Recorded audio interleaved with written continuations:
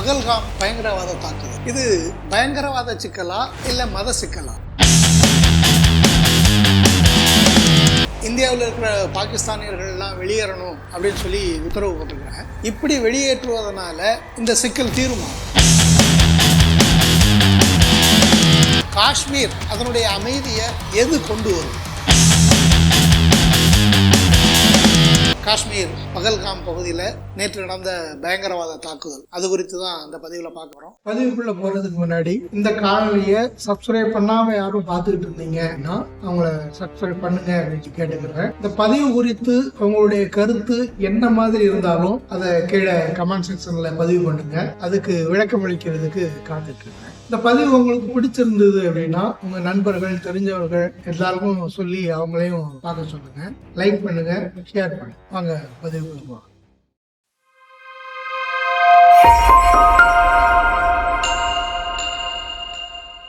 Hi, எப்படி இருக்கீங்க? எல்லாரும் நல்லா இருக்கீங்கன்னு நினைக்கிறேன். நேத்து செவ்வாய்க்கிழமை மதியம் 2:40 மணிக்கு காஷ்மீர்ல அனந்தநாக் மாவட்டத்தில் இருக்கிற பகல்காம் அப்படிங்கிற ஊர்ல பைசரன் பள்ளத்தாக்கு அப்படிங்கிற இடம், இது மினி சுவிட்சர்லாந்து அப்படின்னு அழைக்கப்படுற ஒரு சுற்றுலா தலம். இதுல திடீர்னு நுழைஞ்ச பயங்கரவாதிகள் சிலர் கண்மூடித்தனமான துப்பாக்கி சூடு சுற்றுலா பயணிகள் மேல் நடத்தினதுல 2 வெளிநாட்டு பயணிகள் உட்பட கிட்டத்தட்ட 26 பேர் மரணம் அடைஞ்சிருக்கிறாங்க.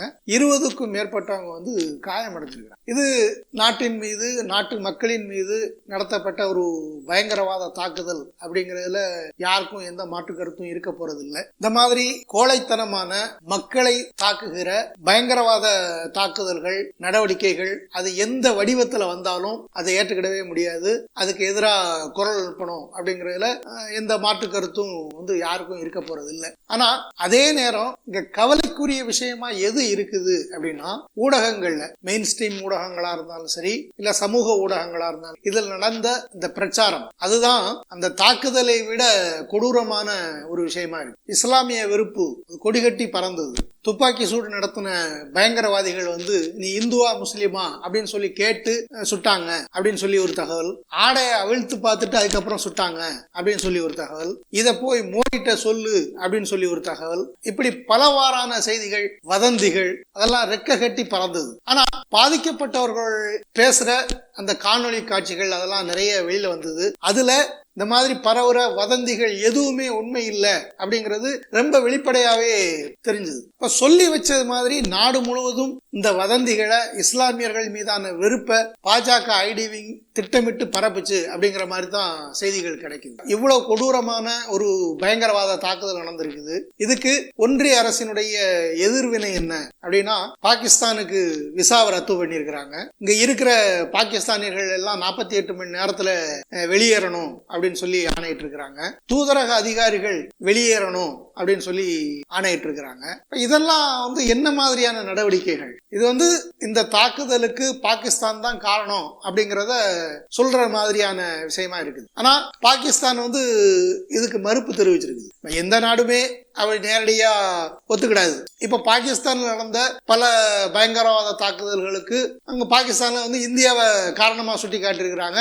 இந்தியா அதுக்கு மறுப்பு தெரிவிச்சிருக்குது. ஆனா நேரடியா விசா ரத்து பண்றது, தூதரக உறவை வந்து கேள்விக்குள்ளாக்குறது, இது இந்த மாதிரியான நடவடிக்கைகள்லாம் எந்த சான்றுமே இல்லாம திடீர்னு இப்படி ஒரு நடவடிக்கையை வந்து எடுக்க வேண்டிய காரணம் என்ன? உடனடியா ஒரு எதிரியை கட்டமைக்க வேண்டிய தேவை இருக்குது அப்படிங்கிறது மட்டும்தான் இதுல இருந்து புரிஞ்சுக்கிட முடியுது, தவிர வேற எதுவும் இருக்கிற மாதிரி தெரியல. ஆனா ஒன்றிய அரசு என்ன நினைக்குது அப்படின்னா, என்ன நடந்தாலும் நாங்க ஒரு வடிவத்தை முன் வைப்போம், அது அப்படி நீங்க கேள்வி கடமற்ற முறையில ஏற்றுக்கிடணும் அப்படின்னு நினைக்கிறது மாதிரி தான் இந்த ஆணைகளை எல்லாம் வந்து நம்ம பார்க்க வேண்டியது. இப்படி ஒரு பயங்கரவாத தாக்குதல் நடந்திருக்குது அப்படின்னா அதுக்கு யார் பொறுப்பேற்பது அப்படிங்கிறது ஒரு முதன்மையான பிரச்சனை. தி ரெசிஸ்ட் ஃப்ரண்ட் அப்படிங்கிற ஒரு அமைப்பு வந்து நாங்க தான் நடத்தணும் அப்படின்னு சொல்லி இருக்குது. அது ஒரு பக்கம் இருக்கட்டும். ஆனா மெய்யா நடந்த இந்த தாக்குதலுக்கு நிஜமான காரணம் என்ன? யாரு இதை பொறுப்பேற்கிறது அப்படிங்கிறது ஒரு முதன்மையான கேள்வி. எதிர்கட்சிகள் எல்லாம் வந்து பதவி விலகணும் அப்படின்னு சொல்றதும், ஆளுங்கட்சி வந்து அதை கண்டுக்காம போறதும் இது வந்து ஒரு சடங்கு. அதனால பதவி விலகிறதுனால யாருக்கும் எந்த பலரும் கிடைக்கப்படுறது. ஆனா நிஜமா என்ன நடந்துகிட்டு இருக்குது அப்படிங்கிறது தான் நமக்கு முக்கியமான. காஷ்மீர்ல 370 பிரிவு அப்படிங்கிறது வந்து ஒரு சிறப்பு அதிகாரமா வந்து காஷ்மீருக்கு கொடுக்கப்பட்டிருந்தது. அது நீக்கப்பட்டது. அப்படி நீக்கப்பட்டதுக்கு சொல்லப்பட்ட காரணம் என்ன அப்படின்னா, காஷ்மீர் பிற மாநிலங்கள் மாதிரி முன்னேறணும், அமைதி திரும்பணும் அப்படின்னு சொல்லியிருந்தாங்க. ஆனா அப்படி நடக்கல அப்படிங்கிறது ஒரு பக்கம். ஆனா அதுக்கு பிறகு அங்க நடந்த முதன்மையான 2 மாற்றங்கள் அப்படின்னா, ரியல் எஸ்டேட்ல இருந்து நிறைய நிலம் வாங்கினாங்க. முன்னாடி அந்த மாதிரிலாம் நிலம் வாங்க முடியாது அப்படிங்கிற ஒரு தடை இருந்தது. இன்னொரு முதன்மையான அம்சம் என்ன அப்படின்னா, உள்ளூர் சான்றிதழ் அப்படிங்கிற பேர்ல ஒரு சான்றிதழ் கொடுத்தாங்க. அது என்னன்னா, நீங்க 10 ஆண்டு காஷ்மீர்ல குடியிருந்ததுக்கான ஒரு சான்று காமிக்கணும். அப்படி இல்லைன்னா 10th +2 பரீட்சை எழுதியிருக்கணும். இப்படியான குறைஞ்சபட்ச சில தகுதிகளை வச்சுக்கிட்டு அந்த சான்றிதழை கொடுத்தாங்க. அந்த சான்றிதழை பயன்படுத்தி நிறைய பேர் காஷ்மீருக்குள்ள வந்திருக்கிறாங்க அப்படிங்கிறது மக்களுடைய பரவலான குற்றச்சாட்டு. இன்னொரு விஷயத்தை நம்ம கவனிக்கணும். காஷ்மீர் சிக்கலுக்கு முதன்மையான காரணமாக பேசப்பட்ட பண்டிட்டுகளுடைய வெளியேற்றம். இந்த பண்டிட்டுகள் மீண்டும் திரும்ப காஷ்மீர்ல குடியமர்த்தப்பட்டாங்களா அப்படின்னா அப்படி எதுவும் பெருசா நடக்கல. இன்னும் சொல்ல போனா, வெளியேற்றப்பட்ட பண்டிட்டுகளுக்கான சங்கம்னு ஒண்ணு இருக்குது. அவங்க இந்த மாதிரியான நடவடிக்கைகளுக்கெல்லாம் எதிர்ப்பு தெரிவிச்சிட்டு இருக்கிறாங்க. சோ இந்த மாதிரியான நடவடிக்கைகள் 370 நீக்கினதுக்கு பிறகு அந்த மாநிலத்தினுடைய வளர்ச்சியிலும் அமைதி திரும்புறதுலயும் என்ன பங்களிப்பு செஞ்சிருக்குது அப்படின்னா ஒண்ணுமே இல்லை. அதுக்கு மாறா ஒன்றிய அரசால எது முன்னிறுத்தப்பட்டது அப்படின்னா, இங்க சுற்றுலா பயணிகள் அதிகமா வர்றாங்க, இதுவே மாநிலம் வளர்ச்சி அடைஞ்சிருக்குது அப்படிங்கிறதுக்கும் அமைதி திரும்பிருச்சு அப்படிங்கிறதுக்கும் சான்று அப்படிங்கறது தான் ஒன்றிய அரசு முன் வச்சது. அதனால தானோ என்னவோ அவங்க சுற்றுலா பயணிகளை குறி வச்சு தாக்கியிருக்கிறாங்க. இந்த மாதிரி பயங்கரவாத நிகழ்வுகள்ல நிறைய ஐயங்கள் இருக்குது. இந்த மாதிரி ஐயங்கள் இருக்குது, கேள்வி இருக்குது. இது இப்படி நடந்தது சரியா அப்படிங்கிற கேள்வி எழுப்பிட்டோம் அப்படின்னாலே உடனே அவங்க தேச விரோதி அப்படின்னு சொல்லி முத்திர குத்துறாங்க. ஆனா யார் பயங்கரவாதி, யாரு தேசிய விரோதி அப்படின்னா, மக்கள்கிட்ட எழுதுற முறையான சந்தேகங்களுக்கு விளக்கம் சொல்லாத அலட்சியப்படுத்துகிற ஆட்சியாளர்கள் யாருமே தேச விரோதி தான். அப்படித்தான் இதுக்கான வரையறைய நம்ம வச்சுக்கணும். அந்த அடிப்படையில பார்த்தோம் அப்படின்னா, நடந்த அத்தனை பயங்கரவாத தாக்குதல்களையும் பதிலளிக்கப்படாத ஏராளமான கேள்விகள் இருக்குது. நாடாளுமன்ற தாக்குதலா இருக்கட்டும், புல்வாமா தாக்குதலா இருக்கட்டும், இதுல எல்லாம் பல கேள்விகள் எழுப்பப்பட்டன. எந்த கேள்விக்காவது ஒன்றிய அரசு தெளிவான பதில வழங்கியிருக்குதா அப்படின்னா அப்படி எதுவும் இல்லை. இதுக்கு நேர்மாறா இந்த மாதிரியான தாக்குதல்கள் எல்லாம் பலனடைஞ்ச ஒரு கட்சி அப்படின்னா அது பாஜகவா இருக்குது. இப்போ இந்த நிகழ்வுலையும் பாருங்க, நாட்டுல பாஜகவுக்கு எதிரான ஒரு சிக்கலான நேரமா இது இருக்குது. ஒன்றிய அரசு நிறைவேற்றின வக்பு சட்டம் அது தீர்ப்பு மன்றங்களால நிராகரிக்கப்பட்டிருக்குது, நிறுத்தி வைக்கப்பட்டிருக்குது. அது அரசியல் சாசனத்துக்கு, அது அரசியலமைப்புக்கு எதிரானது அப்படிங்கிற பேர்ல அதை நிறுத்தி வச்சிருக்கிறாங்க.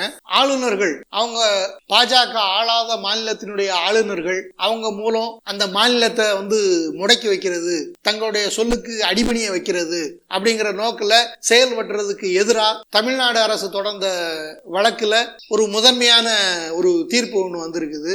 அது எல்லா மாநிலங்களுக்கும் பொதுவான, எல்லா மாநிலங்களுடைய தன்னாட்சியை மீட்டெடுக்கிறது மாதிரியான ஒரு தீர்ப்பா அமைஞ்சிருக்குது. அதுக்கு எதிராக துணை ஜனாதிபதி தொடங்கி பலரும் நீதிமன்றத்துக்கு எதிராக பேசிக்கிட்டு இருக்கிறாங்க. மறுபக்கம் அது அவங்களுடைய சொந்த கருத்து, பாஜகவுடைய கருத்து இல்ல அப்படிங்கிற ஒரு மறுமொழியும் ஒரு பக்கம் கொடுத்துட்டு இருக்கிறாங்க. இப்படி பல முரண்பட்ட தகவல்கள் மூலம் பாஜகவுடைய இமேஜ் கொஞ்சம் டேமேஜ் ஆயிருக்கிற இந்த நேரத்துல இப்படி ஒரு தாக்குதல் நடக்குது. இதன் மூலம் தேசபக்தி அப்படிங்கிற பேர்ல யாரும் எதுவும் கேள்வி எழுப்பக்கூடாது அப்படிங்கிற நிலையை நோக்கி இது நகரும். அப்படி நகர்ந்ததுன்னா அதனால பலனடைகிறது யாரு அப்படின்னா பாஜக தான். இப்போ இந்த தாக்குதலை நடத்தி இருக்கிற பயங்கரவாதிகள் இந்த தாக்குதலை நடத்தினதுனால அவங்க ஏதாவது பலனடைவாங்களா அப்படின்னா ஒரு பலனும் கிடையாது. முன்னிலும் அதிதீவிரமான கண்காணிப்புக்கு உள்ளாக்கப்படுவாங்க, சோதனை செய்யப்படுவாங்க, என்கவுண்டர் செய்யப்படுவாங்க, அவங்க எந்த விதத்திலையும் செயல்பட முடியாத மாதிரி முடக்குவாங்க. அப்ப இதெல்லாம் நம்ம ஒருங்கிணைச்சு பார்த்தோம் அப்படின்னா, இந்த தாக்குதல் மூலம் பலனடைகிறது அப்படிங்கிற இடத்துல இருக்கிறது ஆளும் பாஜக கட்சி தான் அப்படிங்கறதுல மாற்று கருத்து ஒண்ணு இல்லை. இப்ப இப்படி சொல்றதுனால இதுதான் திட்டவட்டமா நடக்குது அப்படின்னு நம்ம சொல்றதா பொருள் இல்லை. இன்னும் இந்த தாக்குதல் குறித்து உறுதிப்படுத்தப்பட்ட ஆதாரபூர்வ தகவல்கள் எதுவும் பெரிய அளவில் வெளியே வரல. ஆனா இது நம்மளுடைய யூகம் தான் அப்படின்னாலும் இந்த யூகத்துக்கும் ஏற்கனவே நடந்த நிகழ்வுகள் அடிப்படையில இப்படித்தான் நம்ம யூகிக்க வேண்டியது இருக்குது அப்படிங்கிறது தான் நம்ம முன்வைக்கிற விஷயமா இருக்குது. கடந்த மாதம் கூட அமித்ஷா ஜம்மு காஷ்மீர் போயிருக்கிறாரு. போய் அங்க பாதுகாப்பு ஏற்பாடுகள் குறித்து மீட்டிங்லாம் நடத்தப்பட்டிருக்குது. அந்த மீட்டிங்ல மாநில முதலமைச்சரான உமர் அப்துல்லா வெளியேற்றிட்டு அந்த மீட்டிங் நடந்திருக்குது. அது ஒரு மாநிலமா இல்லாம யூனியன் பிரதேசமா மாற்றப்பட்டது அப்படிங்கிறது எல்லாருக்கும் தெரியும். அப்ப யூனியன் பிரதேசம் அப்படிங்கிற அடிப்படையில ஒன்றிய அரசு தான் அந்த மாநிலத்தினுடைய பாதுகாப்புக்கு பொறுப்பேற்று இருக்குது. மாநில அரசுக்கு அப்படின்னு சொல்லி அவங்களுக்கு பெரிய அதிகாரம் எதுவும் இல்லை அப்படிங்கிறது வெளிப்படையானது. ஆனா அந்த நிலையிலையும் மாநில முதல்வரை வெளியேற்றிட்டு பாதுகாப்பு கூட்டம் அப்படிங்கிற பேர்ல ஒரு கூட்டம் நடக்குது.